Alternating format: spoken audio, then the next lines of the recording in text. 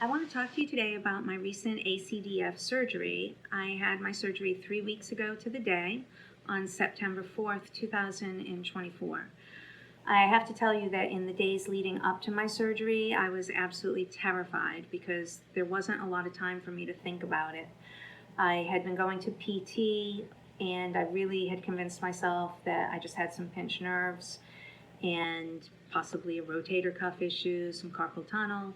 And I felt very confident that more PT and maybe some injections could take care of this problem.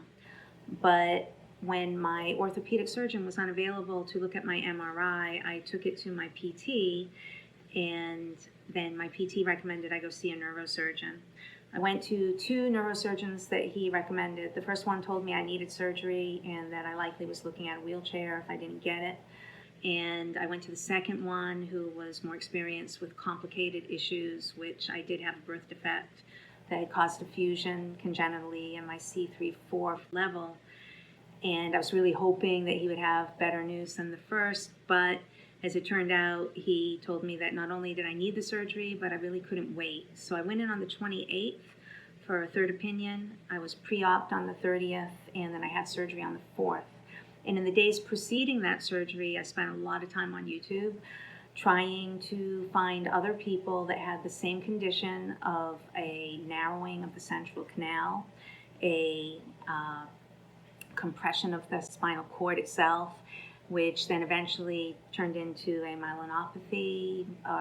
myelomalacia, which is when the bones are actually starting to wear down on the outside of the spinal cord itself, and that causes damage that is not repairable. So every day that went by was a day that I was losing function, reflexes, strength, and more importantly, I had this ever constant feeling of having my hands be burned with acid, like under my cuticles.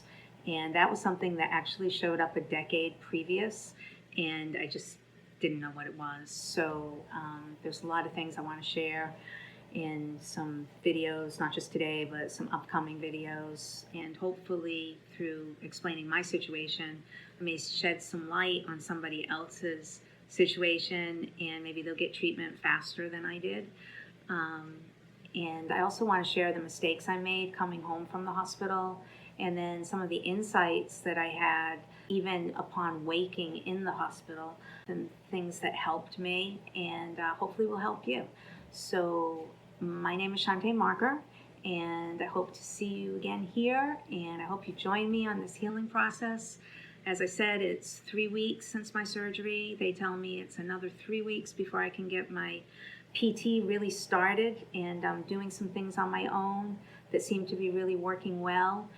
And then there'll be 6 weeks of PT after that, and I do own a martial arts school. They tell me it will be another 6 months before I'm able to really be back on the mat the way I want to be. So, it'll be a long process. I hope you join me.